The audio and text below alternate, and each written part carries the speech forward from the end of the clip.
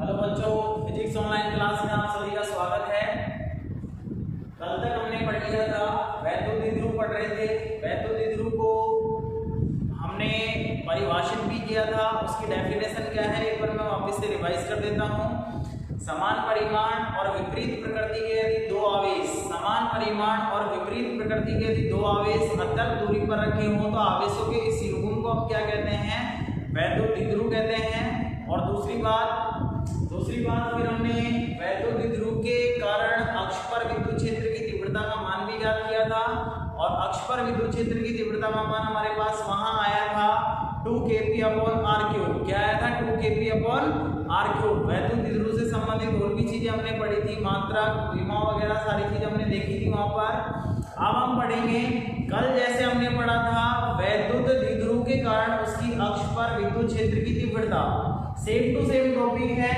वैद्युत द्विध्रुव के कारण उसकी निरक्ष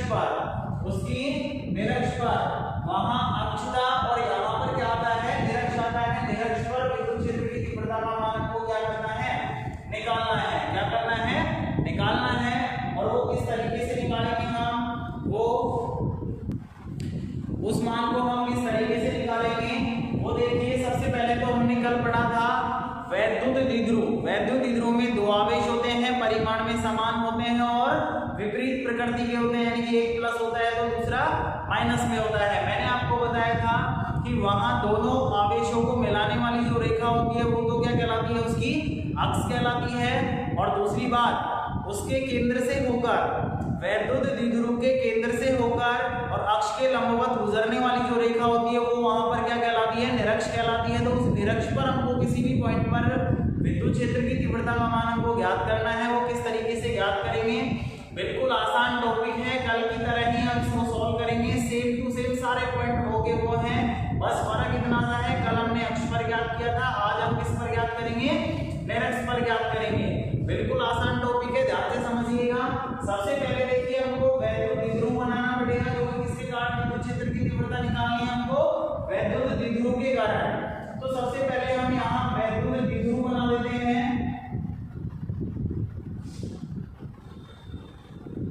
यहाँ हमने क्या किया? दो आवेश रख दिए। इस वाले आवेश को हम -q आवेश मान लेते हैं और इस वाले आवेश को हम +q आवेश मान लेते हैं। क्या मान लेते हैं? +q आवेश मान लेते हैं। इन आवेशों को हम उल्टे सीधे कैसे भी रख सकते हैं, उससे कोई फर्क नहीं पड़ेगा। प्लस आवेश को हम यहाँ पर भी रख सकते हैं, माइनस आवेश को हम यहाँ पर भी रख सकते हैं। एंड में रिजल्ट हमारे सेम आएगा। एंड में हमारे पास रिजल्ट क्या आएगा? सेम आएगा। यहाँ हमने वैद्युत द्विध्रुव बनाया है। यहाँ ये वाला आवेश इस पॉइंट पर रखा हुआ है, इसको मैं पॉइंट नाम दे देता हूँ A और इसको पॉइंट नाम दे देता हूँ B। दूसरी बात, इस वैद्युत द्विध्रुव का जो केंद्र है इसको मैं नाम दे देता हूँ बिंदु O, मैंने यहाँ पे इसको नाम दे दिया। दूसरी बात, इस वैद्युत द्विध्रुव की जो लंबाई है, यानी कि A से और B तक की जो लंबाई है वो मैं मान लेता हूँ यहाँ पर 2a। हमारी कैलकुलेशन को आसान करने के लिए मैंने यहाँ पर इस लंबाई को कितना माना है? 2a माना है। हम यहाँ पर d भी मान सकते हैं, उससे कोई फर्क नहीं पड़ेगा। तो हमने यहाँ पर क्या मान लिया? 2a मान लिया। अब देखिए, हमने अगर मान लो ये दूरी 2a मानी है तो यहाँ केंद्र से लेके +q आवेश की जो दूरी है वो कितनी होगी? a होगी। और इसी तरीके से -q आवेश की इस केंद्र बिंदु से दूरी कितनी होगी? a ही होगी। यानी कहने का मतलब ये है कि जो केंद्र बिंदु O है वो इस दूरी को बराबर दो भागों में विभाजित करता है। क्या करता है? बराबर दो भागों में विभाजित करता है। अब हम यहाँ पर वैद्युत द्विध्रुव के कारण उसके निरक्ष पर विद्युत क्षेत्र की तीव्रता का मान ज्ञात करेंगे। तो हमको यहाँ पर सबसे पहले किसका मान क्या खींचना पड़ेगा? निरक्ष खींचनी पड़ेगी। और निरक्ष होती क्या है?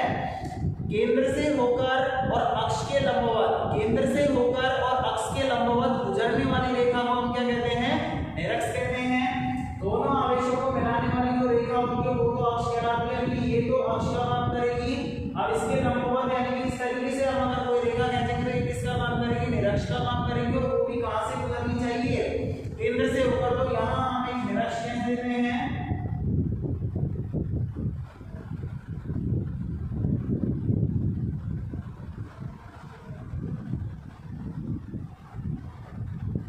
ये यहाँ पर किसका काम करेगी, निरक्ष का।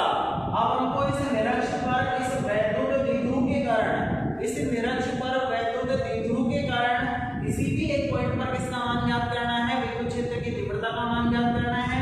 तो हम यहाँ इस पॉइंट को केंद्र बिंदु O से स्मॉल r दूरी पर, केंद्र बिंदु O से स्मॉल r दूरी पर कहीं पर भी मान लेते हैं।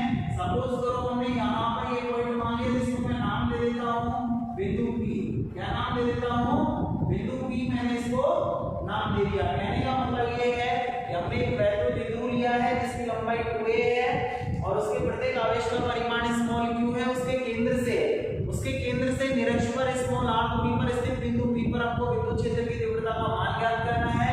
जैसे कि कल हमने इसमें लिखा था, ये सारी चीजें जो हम बोल रहे हैं वो हमको लिखनी भी है, अन्यथा हमारे नंबर इसमें कट सकते हैं। तो ये सारी चीजों को हम लिख देते हैं। माना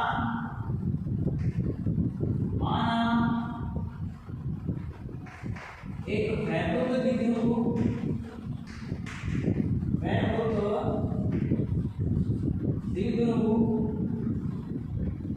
के दोनों आवेशों के बीच की दूरी 2a है। वह प्रत्येक आवेश का परिमाण,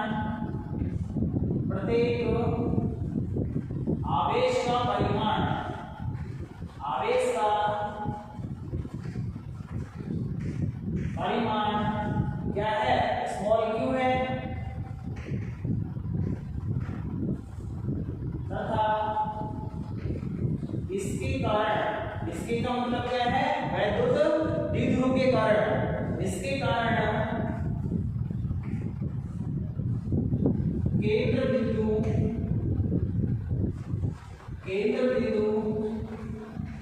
O से निरक्ष पर स्मॉल r दूरी पर स्थित बिंदु P, स्मॉल r दूरी पर स्थित बिंदु P पर विद्युत क्षेत्र की तीव्रता का मान ज्ञात करना है। पर विद्युत क्षेत्र की तीव्रता का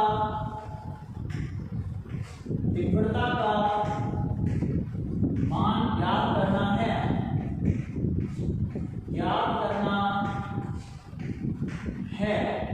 अब देखिए हमको यहाँ पर इसकी निरक्ष पर बिंदु P पर हमको विद्युत क्षेत्र की तीव्रता का मान ज्ञात करना है। अब कल मैंने आपको बताया था सेम तरीका है, अक्ष पर जैसे हमने तीव्रता का मान ज्ञात किया था वैसे के वैसे हम निरक्ष पर विद्युत क्षेत्र की तीव्रता का मान ज्ञात करेंगे।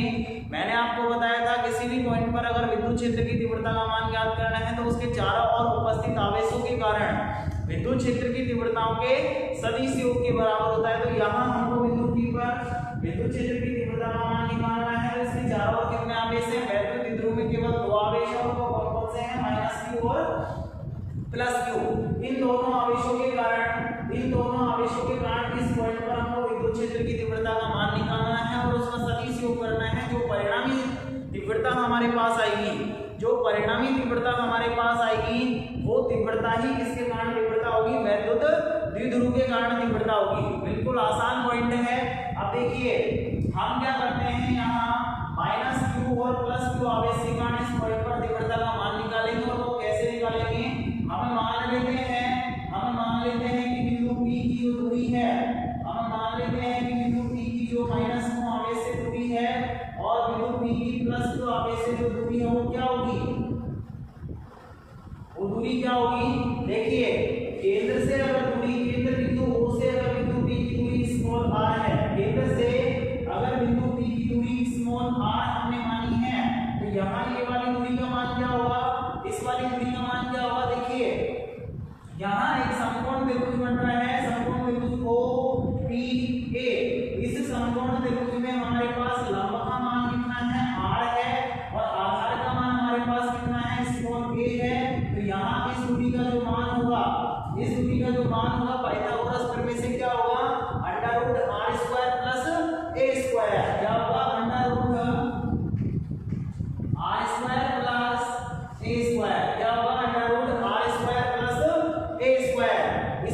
इज सेम, ये वाली दूरी जितनी होगी उतनी ही ये वाली दूरी होगी, क्योंकि यहाँ पर ये जो लाइन खींची हुई है ये बिल्कुल केंद्र में है, और केंद्र में है तो ये वाली दूरी और ये वाली दूरी बराबर होगी। अगर आप निकालना भी चाहें तो कोई समकोण त्रिभुज यहाँ पे बन रहा है, और इस समकोण त्रिभुज में इस घन का स्क्वायर बराबर क्या होता है, आधार का स्क्वायर प्लस लंब का स्क्वायर, और हमारे पास 100 लंब के और इस भुजा का जो मान आएगा वो इसके बराबर ही आएगा, और वो कितना आएगा √r² प्लस a², कितना आएगा √r² प्लस a²। इन दूरियों की हमको आवश्यकता पड़ेगी, इसलिए हमने इन दूरियों को पहले ही निकाल लिया है।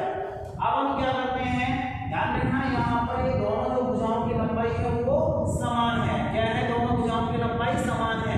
हम एक चीज और मान लेते हैं यहाँ पर, और वो क्या मान लेते हैं, -q आवेश से बिंदु P को मिलाने वाली जो रेखा है, बिंदु P को मिलाने वाली जो रेखा है वो इस वैद्युत द्विध्रुव की लंबाई के साथ हम मान लेते हैं कितना कोण बना रही है, थीटा, यानी कि यहाँ पर इस कोण को हमने कितना मान लिया, थीटा।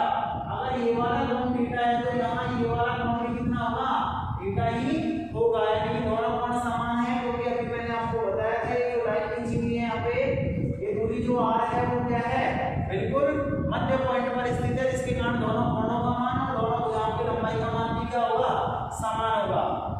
अब देखिए बिल्कुल सेम तरीके से हम बिंदु P पर विद्युत क्षेत्र की तीव्रता का मान ज्ञात करेंगे।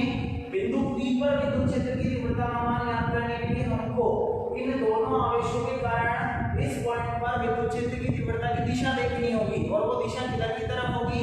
मैंने आपको बताया था कि हमेशा विद्युत क्षेत्र की तीव्रता की जो दिशा होगी वो प्लस आवेश से दूर होती है और माइनस आवेश की ओर। इससे पहले काफी सारे टॉपिकों में हम दिशाएं निकाल चुके हैं, तो अब आपको इसमें बिल्कुल भी दिक्कत नहीं आनी चाहिए।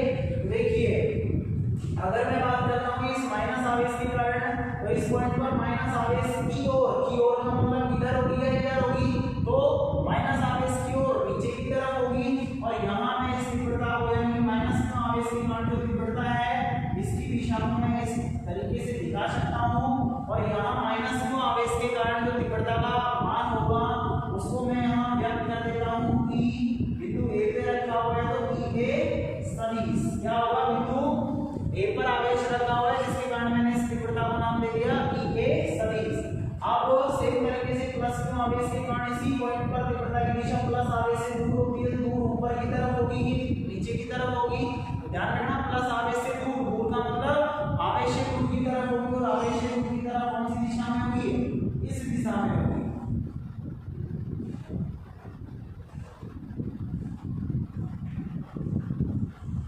आवेश से दूर इस दिशा में होगी, जिसको मैं नाम दे सकता हूं बिंदु B पर आवेश रखा हुआ है, और बिंदु B पर आवेश रखा हुआ है तो इसकी तीव्रता को मैं नाम दे सकता हूं क्या, EB सदिश। क्या नाम दे सकता हूं इसको, EB सदिश। अब देखिए हमारे पास दोनों आवेशों की मान तीव्रताएं, एक तो आई है EA सदिश और दूसरी आई है EB सदिश। अब हमको परिणामी तीव्रता का मान ज्ञात करने के लिए हमको EA सदिश और EB सदिश का परिमाण ज्ञात करना पड़ेगा, और EA और EB का परिमाण हम देखिए किस तरीके से ज्ञात कर सकते हैं। तो हम यहाँ लिखेंगे सबसे पहले माइनस q आवेश के कारण तीव्रता का मान निकाल लेते हैं, माइनस q आवेश के कारण, माइनस q आवेश के कारण बिंदु P पर विद्युत क्षेत्र की तीव्रता, विद्युत क्षेत्र की तीव्रता परिमाण के रूप में ज्ञात कर रहे हैं। E हमने इसको मान रखा है, तो E का जो मान आएगा वो क्या आएगा, देखिए एक आवेश के कारण मैंने आपको फॉर्मूला बताया था, बिंदुवत आवेश के कारण किसी भी पॉइंट पर तीव्रता का मान अगर हमको ज्ञात करना है तो फॉर्मूला होता है K/r²। K यहाँ पे नियतांक होता है, Q वो आवेश होता है जिसके कारण हम तीव्रता ज्ञात करते हैं, और परिमाण के रूप में इसको लिया जाता है, क्योंकि तीव्रता हम परिमाण के रूप में निकाल रहे हैं, और बटे में r² यानी कि r यहाँ पे वो दूरी होती है जिस दूरी पर हम तीव्रता का मान ज्ञात करते हैं। सारे मान हमारे पास है, हमने फॉर्मूले में हमको रखने हैं, तो K तो आएगा Q की जगह यहाँ हमारे पास माइनस q है, परिमाण के रूप में क्या बदल जाएगा, प्लस q हो जाएगा, तो यहाँ q आ जाएगा, बटे r की जगह इस आवेश से बिंदु P की जो दूरी है वो कितनी है, √r² प्लस a², और जब इसका वर्ग होगा यानी कि r² फॉर्मूले में होता है तो इसका वर्ग होगा दूरी का, और वर्ग होगा तो यहाँ से अंडर रूट हट जाएगा। ये दूरी हमारे पास आएगी r² प्लस ए स्क्वायर इसको मैं मान लेता हूँ समीकरण नंबर ए, क्या मान लेता हूँ समीकरण नंबर ए। और दूसरी बात इसकी जो दिशा है वो किधर की तरफ आई है हमारे पास, बिंदु P से बिंदु A की ओर, बिंदु P से बिंदु A की ओर का हम यहाँ लिख सकते हैं बिंदु P से A की ओर। ये हमारे पास माइनस क्यू आवेश के कारण तीव्रता का परिमाण हो गया। सेम टू सेम तरीके से हम प्लस क्यू आवेश के कारण तीव्रता का परिमाण निकाल लेते हैं तथा प्लस क्यू आवेश के कारण बिंदु P पर विद्युत क्षेत्र की तीव्रता, विद्युत क्षेत्र की तीव्रता इसको हमने नीली सदिश के द्वारा व्यक्त कर रखा है, लेकिन परिमाण के रूप में हम निकाल रहे हैं। यहाँ सदिश का चिन्ह रहेगा और हमारे पास आएगा Eb बराबर हमारे पास क्या आएगा, फॉर्मूला वही k q upon r square. k एक नियतांक है, q की जगह प्लस q आएगा और r की जगह दूरी हमारे पास कितनी आ रही है बिंदु P से, सेम है पिछले वाले की तरह, तो r स्क्वायर होता है फॉर्मूले में, दूरी का वर्ग करेंगे तो r square plus a square under root यहाँ से हट जाएगा। तो फॉर्मूला हमारा बनेगा k q upon r square plus a square. यहाँ इसको मैं मान लेता हूँ समीकरण नंबर 2। इसकी जो दिशा है Eb की वो कौन सी दिशा में है, बिंदु B से P की ओर। किधर की तरफ है, बिंदु B से P की ओर। किधर की तरफ है, बिंदु B से P की ओर। तो हम यहाँ ले सकते हैं बिंदु B से P की ओर। यहाँ हमारे पास समीकरण 1 पे समीकरण 2 में दोनों तीव्रताओं के परिमाण आ गए, और समीकरण 1 पे समीकरण 2 से देखिए एक बार हम क्या लिख सकते हैं। समीकरण 1 पे 2 को देखकर हम बता सकते हैं कि Ea और Eb दोनों का मान क्या है, समान है, यानी कि दोनों आवेशों के कारण विद्युत क्षेत्र की तीव्रताओं के परिमाण आपस में क्या है, आपके समान है। और अगर समान है तो हम यहाँ लिख सकते हैं समीकरण 1 में 2 से, समीकरण 1 में 2 से हम लिख सकते हैं Ea बराबर क्या होगा, Eb होगा, और बराबर में हमारे पास मान क्या है, k q upon r square plus a square. क्या है, r square plus a square. तो यहाँ इसको हम मान लेते हैं समीकरण नंबर 3, यहाँ मान लेते हैं समीकरण नंबर 3। अब देखिए हमारे पास इन दोनों तीव्रताओं का, यानी कि माइनस क्यू और प्लस क्यू आवेश के कारण जो तीव्रता है, इनका परिणामी निकालने के लिए, भाई परिणामी ही क्या होगी, वैद्युत द्विध्रुव के कारण तीव्रता का मान होगा। तो परिणामी तीव्रता का मान निकालने के लिए हमारे पास दोनों सदिशों के परिमाण आ गए, और परिमाण आने के बाद आपको पता है, अगर मान लो आपको कोई दो सदिश दिए जाएं और दोनों सदिशों के परिमाण का मान आपके पास हो और उनके बीच का कोण भी आपके पास हो, तो आप उनका परिणामी आसानी से ज्ञात कर सकते हैं। कौन से फॉर्मूले से ज्ञात करेंगे, r बराबर under root p square plus q square plus 2pq cos theta. यहाँ पर थीटा p सदिश और q सदिश के बीच का कोण होता है। अब बात करें अगर इस टॉपिक की, तो p सदिश और q सदिश की जगह हमारे पास दो सदिश कौन से हैं, एक तो Ea सदिश है और दूसरा है Eb सदिश। इन दोनों का हमको परिणामी निकालना है। यहाँ इन दोनों के परिमाण का मान हमारे पास आ चुका है समीकरण 1 और समीकरण 2 में। अब बात करेंगे इन दोनों के बीच का कोण कितना होगा, तभी तो हम परिणामी निकालेंगे। तो एक चीज ध्यान रखना, यहाँ दोनों सदिशों के बीच का जो ये कोण है, दोनों सदिशों के बीच का जो कोण है, वो इस त्रिभुज के लिए डायग्राम में देखिए, इस त्रिभुज में, इस पूरे त्रिभुज के लिए किसका काम कर रहा है, कोण बहिष्कोण का काम कर रहा है। और बहिष्कोण का मान आपने पढ़ा हुआ 10th क्लास में, बहिष्कोण का मान त्रिभुज में अंतः कोणों के योग के बराबर होता है। अंतः कोण कौन कौन से हैं, एक तो ये वाला कोण है और एक ये वाला कोण है, इन दोनों के योग के बराबर होगा। तो यहाँ थीटा प्लस थीटा, यानी कि इस कोण का मान हमारे पास कितना आएगा, 2 थीटा आएगा, जिसको मैं यहाँ पर लिख देता हूँ। इस कोण का मान हमारे पास कितना आएगा, 2 थीटा। और दूसरी बात, यहाँ जो परिणामी सदिश होगा, मैंने आपको बताया था कि दो सदिश अगर आपको दिए गए हो किसी कोण पर झुके हुए, तो उनका परिणामी हमेशा उनके बीच में होता है। यहाँ इन दोनों सदिशों का जो परिणामी सदिश हमारे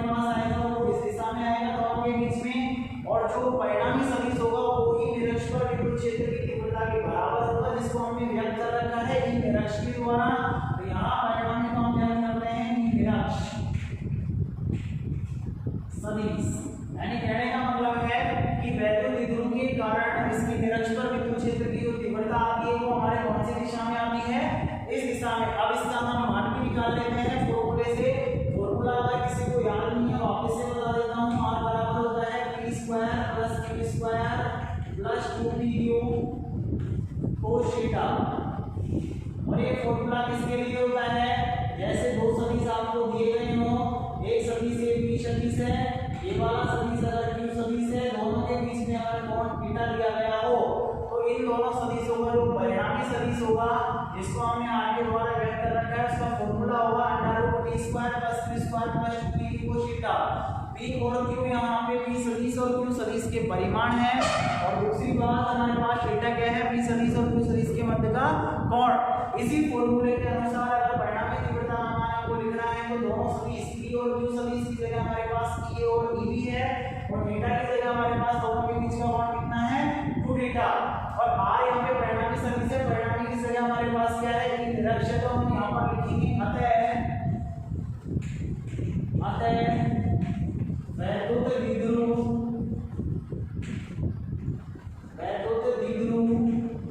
के कारण उसकी निरक्ष पार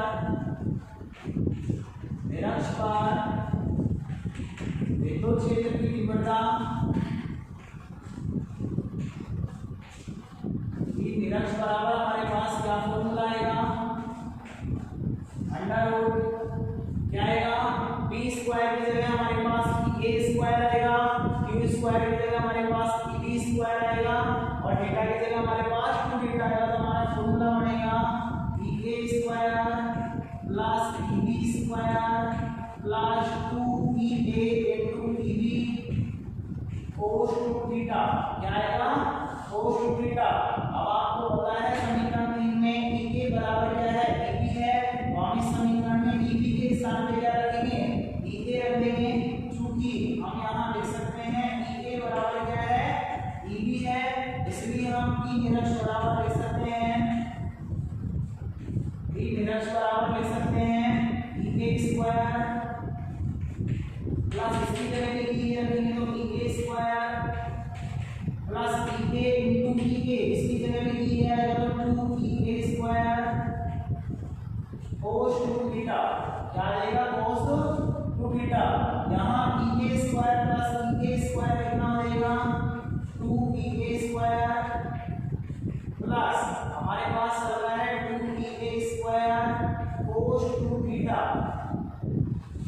दोनों में से हम 2e स्क्वायर को कॉमन निकाल सकते हैं, और कॉमन निकालेंगे तो हमारे पास क्या आएगा, ये आ जाएगा,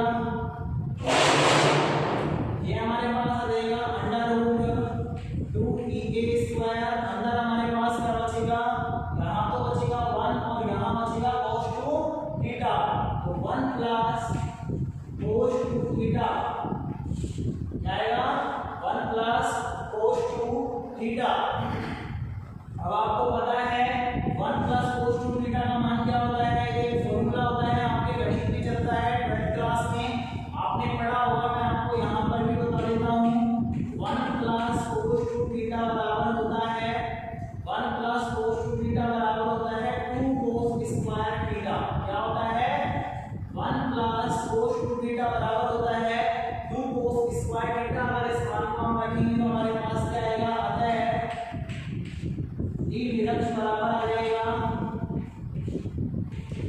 अंडर रूट 2e स्क्वायर, और इसकी जगह हम क्या लिख सकते हैं 2 cos स्क्वायर थीटा। क्या लिख सकते हैं 2 cos स्क्वायर थीटा। अब यहाँ पे देखिए 2 और 2 मल्टीप्लाई में 4 हुआ, इसको लिख सकते हैं हम 4, ये 4 हो जाएगा e स्क्वायर है cos स्क्वायर थीटा है, इसको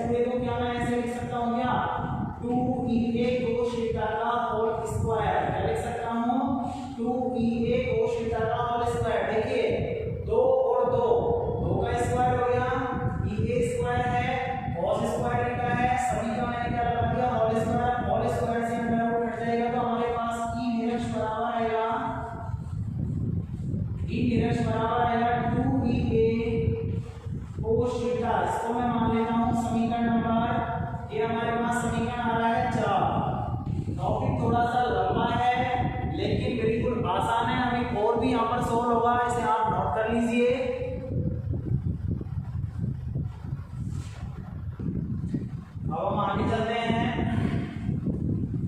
देखिए तीन निरक्षर मान हमारे पास आया है, क्या आया है 2EA cos थीटा, क्या आया है 2EA cos थीटा। अब यहाँ पर ई निरक्षर मान निकालने के लिए हमको एक तो EA का मान चाहिए और एक cos थीटा का मान चाहिए। अब EA का मान हमारे पास समीकरण 3 में आ चुका है, हम यहाँ से उठा कर रख देंगे।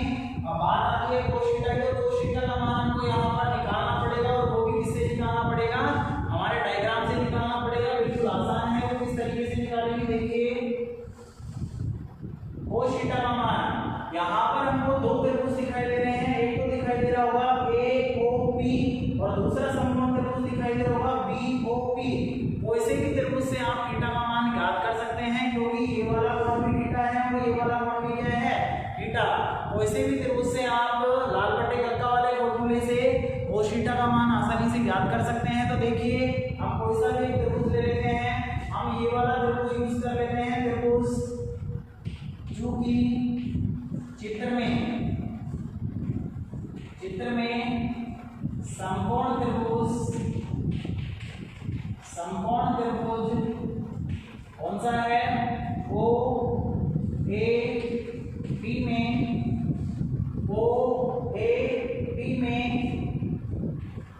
देखिए हमको मान चाहिए cos थीटा का, लाल बटे कक्का से cos थीटा का जो मान होता है वो क्या होता है, आधार बटे कर्ण। थीटा के सामने वाली भुजा हमेशा ध्यान रखना, त्रिभुज के थीटा के सामने वाली भुजा लंब होती है और यहाँ 90 डिग्री बन रहा है, 90 डिग्री के सामने वाली भुजा क्या होती है, कर्ण होती है। और ये वाली भुजा कौन सी बच रही है, आधार।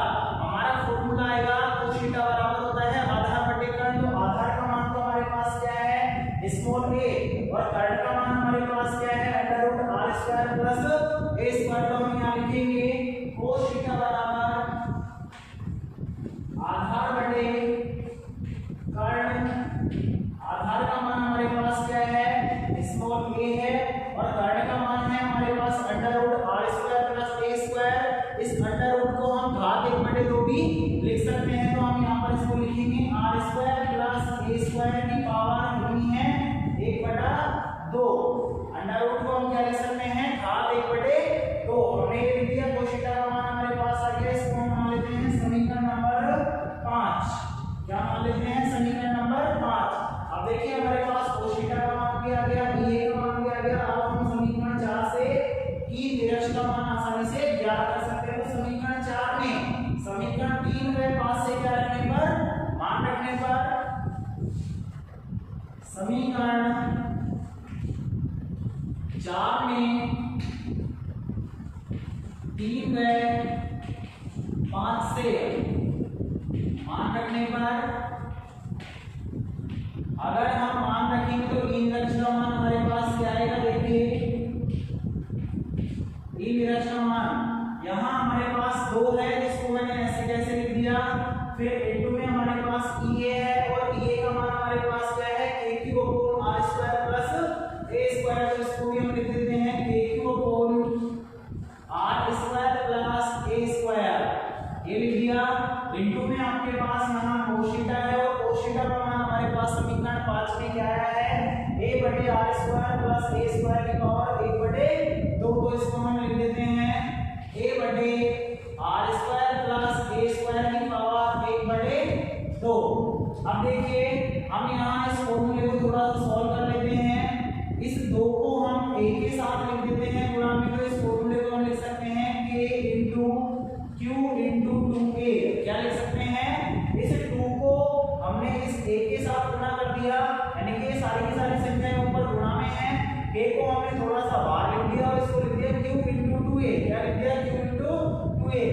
बटे में हमारे पास ये चल रहा है, देखिए दोनों के आधार समान है। अब जब दो संख्या गुणा में हो और उनके आधार समान हो तो उनकी घातें आपस में क्या हो जाती हैं, जुड़ जाती हैं। तो यहाँ इसकी r² प्लस a² की घात 1 है, कुछ भी नहीं है तो 1 मान सकते हैं। और यहाँ 1/2 है, 1 प्लस 1/2 कितना हुआ 3/2। तो यहाँ इसकी पावर हो जाएगी r² प्लस a² की पावर 3/2। क्या हो जाएगी 3/2। अब देखिए एक चीज यहाँ q × 2a, q × 2a इसका फॉर्मूला बन रहा है, हमने पढ़ा था वैद्युत द्विध्रुव आघूर्ण। वैद्युत द्विध्रुव आघूर्ण को हम P के द्वारा व्यक्त करते हैं। इसका फॉर्मूला होता है आवेश इनटू दूरी।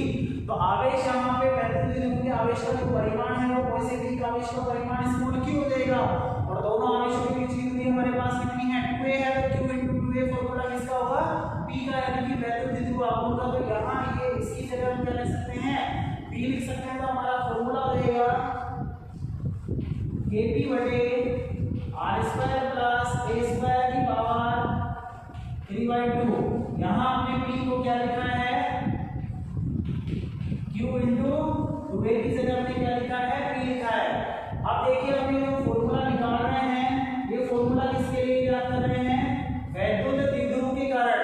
और आपको पता है वैद्युत द्विध्रुव में दोनों आवेश अत्यल्प दूरी पर रखे होते हैं, और अत्यल्प दूरी पर अगर रखे होंगे तो यहाँ 2a का मान इस r की तुलना में क्या होगा बहुत कम होगा। क्या होगा r की तुलना में कम होगा, और r की तुलना में अगर 2a का मान कम है तो इस a का तो और भी ज्यादा कम हो जाएगा, क्योंकि इसका हाफ हो गया।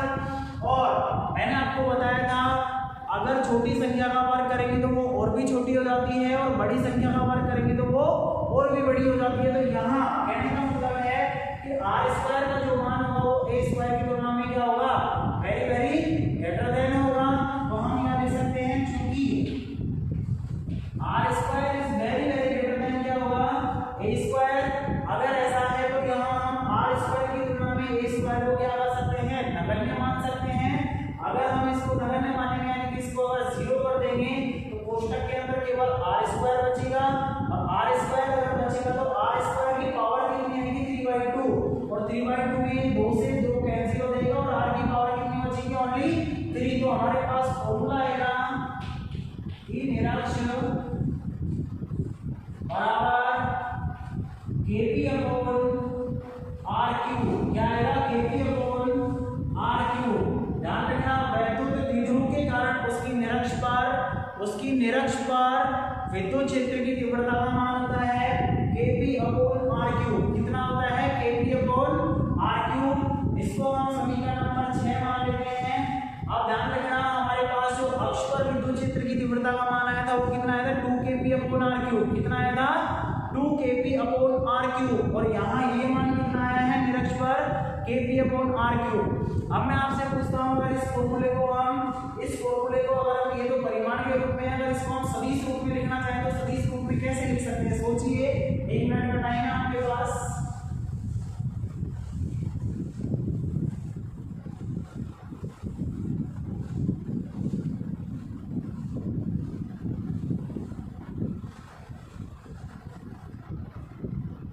देखो इस फॉर्मूले को अगर सदिश रूप में हम लिखना चाहते हैं तो सदिश रूप में किस तरीके से लिखा जाएगा सदिश रूप में आपके हिसाब से E निरक्ष है, ये विद्युत क्षेत्र की तीव्रता है, सदिश राशि होती है, इसके ऊपर सदिश का चिन्ह आ जाएगा E निरक्ष वेक्टर का चिन्ह आ जाएगा बराबर K कांस्टेंट राशि है, A भी सदिश राशि है, P एक सदिश राशि होती है वैद्युत द्विध्रुव आघूर्ण, इसके ऊपर सदिश का चिन्ह आ जाएगा Kp सदिश बटे RQ। आपके हिसाब से ये फॉर्मूला सही होगा, लेकिन एक चीज ध्यान रखना है फॉर्मूला गलत है। कैसे है गलत? यहाँ देखिए E निरक्ष और P दोनों एक सदिश राशि है, और ध्यान रखना P सदिश की दिशा में ही किसकी दिशा होगी E निरक्ष की दिशा। इस फॉर्मूले के अनुसार अगर हमने फॉर्मूले को इस तरीके से लिखा तो इसका मतलब ये है P सदिश और E निरक्ष सदिश दोनों की दिशा क्या होगी एक होगी। अब देखिए हमारे चित्र की तरफ E निरक्ष की दिशा कौन सी दिशा में आ रही है इस दिशा में आ रही है। अगर P सदिश की दिशा देखी जाए यहाँ पे P सदिश की अगर दिशा देखी जाए तो मैंने आपको बताया था वैद्युत द्विध्रुव आघूर्ण की जो दिशा होती है वो माइनस क्यों आवेश से प्लस क्यों आवेश की ओर होती है। तो माइनस आवेश इधर की तरफ है, प्लस आवेश इधर की तरफ है, और P की जो दिशा होगी वो कौन सी दिशा में होगी माइनस आवेश से प्लस आवेश की ओर, यानी कि विद्युत क्षेत्र की तीव्रता के विपरीत दिशा में। और विद्युत क्षेत्र की विपरीत दिशा में अगर है तो दोनों अगर एक दूसरे के विपरीत दिशा में तो यहाँ पर आगे किसका चिन्ह आएगा माइनस का चिन्ह आएगा। यहाँ ये फॉर्मूला बिल्कुल सही है। यहाँ माइनस का चिन्ह जो है वो किसको व्यक्त कर रहा है E और P के विपरीत दिशा को। ये होता है इसका सदिश रूप। अब एक चीज को ध्यान रखना आपके अक्ष पर विद्युत क्षेत्र की तीव्रता का फॉर्मूला आया था 2kp/r³। कितना आया था? 2kp/r³। नोट डाल के देखिए, ई अक्ष का जो मान आया था आपके पास वो कितना आया था? 2kp/r³। लेकिन आपके पास निरक्ष का जो मान आया है वो कितना आया है? kp/r³। तो यहाँ मैं kp/r³ की जगह क्या लिख सकता हूँ? ई निरक्ष लिख सकता हूँ, और ई निरक्ष अगर मैं लिखूंगा हमारा फॉर्मूला बनेगा ई अक्ष बराबर 2 × ई निरक्ष। ध्यान रखना, अक्ष पर विद्युत क्षेत्र की तीव्रता, वैद्युत द्विध्रुव के कारण अक्ष पर विद्युत क्षेत्र की तीव्रता का मान निरक्ष पर विद्युत क्षेत्र की तीव्रता के कितना गुना होता है? दुगुना होता है। यहाँ ये जो फॉर्मूला है वो हमको न्यूमेरिकल करने में आसान होगा, यानी कि न्यूमेरिकल इस पर हम सॉल्व कर सकते हैं। इसे नोट कर लीजिए, वेरी वेरी इंपॉर्टेंट टॉपिक है। ये टॉपिक यहाँ पर कंप्लीट होता है।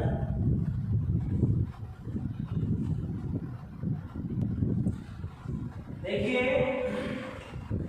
अगला एक टॉपिक आएगा हमारे पास, एक समान विद्युत क्षेत्र में रखे वैद्युत द्विध्रुव पर लगने वाला बल और बल आघूर्ण। एक समान विद्युत क्षेत्र में रखे वैद्युत द्विध्रुव पर लगने वाला बल और बल आघूर्ण, उसको समझने के लिए एक छोटी सी चीज है जिसको मैं इस वीडियो में बताने जा रहा हूं, ध्यान से समझें। जैसे सपोज कीजिए, मैंने आपको बताया था विद्युत क्षेत्र रेखाओं में जहां विद्युत क्षेत्र रेखाएं दूर दूर होती हैं, वहां पर जहां विद्युत क्षेत्र रेखाएं दूर दूर होती हैं वहां पर तीव्रता का मान कम होता है, और जहां पर पास पास होती है वहां पर तीव्रता का मान अधिक होता है, और जहां विद्युत क्षेत्र रेखाएं बराबर दूरी पर होती है वहां तीव्रता का मान क्या होता है? एक समान होता है। तो यहाँ पर सपोज करो ये मैंने विद्युत रेखाएं कैसे रखी हैं? समान दूरी पर। मैंने एक समान दूरी पर विद्युत क्षेत्र रेखाएं कैसे रखी हैं? अगर ये विद्युत क्षेत्र रेखाएं हैं तो यहाँ ध्यान रखना, प्रत्येक पॉइंट पर विद्युत क्षेत्र की तीव्रता का मान क्या होगा? एक समान। सपोज करो विद्युत क्षेत्र की तीव्रता का मान एक समान क्या है? ई सदिश है। कितना है? ई सदिश है। अब मैं आपसे पूछता हूँ, अगर मान लो इस विद्युत क्षेत्र में, इस एक समान विद्युत क्षेत्र ई में मैंने आवेश रख दिया +q, मैंने कोई आवेश रख दिया +q, तो इस +q पर इस एक समान विद्युत क्षेत्र में लगने वाले बल का परिमाण क्या होगा और उसकी दिशा क्या होगी? तो मैंने परिमाण के बारे में तो आपको पहले ही बता रखा है। अगर एक विद्युत क्षेत्र में, अगर किसी विद्युत क्षेत्र में कोई आवेश रखा हुआ है तो फॉर्मूला होता है उसका F = QE। कितना होता है? F = QE। Q का मतलब जो आवेश रखा हुआ है उसका मान, और E का मतलब विद्युत क्षेत्र की तीव्रता। यानी फॉर्मूला तो देगा F = QE, लेकिन इसकी दिशा किधर की तरफ होगी? तो देखिए हमने पढ़ा है विद्युत क्षेत्र रेखाओं में कि विद्युत क्षेत्र रेखाएं हमेशा उच्च विभव से किधर की ओर जाती हैं? निम्न विभव की ओर। तो विद्युत क्षेत्र रेखाएं कौन सी दिशा से कौन सी तरफ जा रही हैं? इधर की तरफ से इधर की तरफ जा रही है। तो उच्च विभव किधर की तरफ होगा? ये उच्च विभव का मतलब होता है प्लस। क्या होता है? प्लस। और निम्न विभव का मतलब क्या होता है? माइनस। यानी कि यहाँ पर प्लस आवेश है और यहाँ पर माइनस आवेश है, यानी कि यहाँ पर उच्च विभव है और यहाँ पर निम्न विभव है। अब मैंने आपसे ये पूछा है कि यहाँ इस एक समान विद्युत क्षेत्र में ये +q आवेश रखा हुआ है, तो इस पर बल कौन सी दिशा में लगेगा? तो देखिए मैंने आपको बताया था समान प्रकृति के आवेशों के बीच में हमेशा प्रतिकर्षण बल और विपरीत प्रकृति के आवेशों के बीच में हमेशा आकर्षण बल। देखिए इधर अगर प्लस आवेश रखा हुआ है तो ये प्लस इस प्लस को क्या करेगा? प्रतिकर्षित करेगा, और प्रतिकर्षित करेगा तो कौन सी दिशा में बल लगेगा? इस दिशा में। ये माइनस इस प्लस को क्या करेगा? आकर्षित करेगा, और आकर्षित करने का मतलब क्या है? इस दिशा में बल लगेगा, और इस दिशा में बल लगेगा। तो देखिए इस उच्च विभव और निम्न विभव दोनों के कारण इस आवेश पर एक ही दिशा में बल लग रहा है, इस दिशा में। इसलिए परिणामी जो बल होगा वो भी कौन सी दिशा में लगेगा? इस दिशा में लगेगा। तो कहने का मतलब ये है, अगर एक समान विद्युत क्षेत्र में कोई +q आवेश रखा हुआ हो तो ध्यान रखना प्लस आवेश पर हमेशा जो बल लगता है वो विद्युत क्षेत्र की दिशा में लगता है, विद्युत क्षेत्र की तीव्रता की दिशा में लगता है, क्योंकि विद्युत बल रेखा इस दिशा में है तो विद्युत क्षेत्र की तीव्रता की दिशा कौन सी होगी? कितनी की दिशा में होगी, तो प्लस क्यू आवेश पर लगने वाले बल की दिशा विद्युत क्षेत्र की दिशा में होती है। अगर सेम तरीके से मैं आपसे बोल देता हूं कि माइनस क्यू आवेश पर कौन सी दिशा में लगेगा, तो देखिए माइनस क्यू आवेश पर इस विद्युत क्षेत्र में कौन सी दिशा में बल लगेगा, तो देखिए माइनस आवेश पर इस प्लस के कारण कौन सी दिशा में बल होगा, आकर्षित करेगा, और आकर्षित करेगा तो कौन सी दिशा में इसको खींचेगा, इस दिशा में। ये माइनस इस माइनस को प्रतिकर्षित करेगा यानी कि दूर धकेलेगा, तो कौन सी दिशा में लगेगा, इसी दिशा में लगेगा। अब दोनों के कारण बल जो है वो इसी दिशा में लग रहा है, तो परिणामी भी कौन सी दिशा में होगा, इसी दिशा में होगा। तो कहने का मतलब ये है कि ऋणात्मक आवेश पर, माइनस आवेश पर लगने वाले बल की जो दिशा होती है विद्युत क्षेत्र की तीव्रता के विपरीत दिशा में होती है। अगले टॉपिक में हमारे दोनों चीजें काम में आएंगी। वापस से बता देता हूँ, प्लस आवेश पर हमेशा विद्युत क्षेत्र की दिशा में और माइनस आवेश पर विद्युत क्षेत्र की विपरीत दिशा में हमेशा बल लगता है। उनका परिमाण की अगर बात करें तो F बराबर कितना होगा, QV होगा। यहीं पर हमारे वीडियो को समाप्त करते हैं।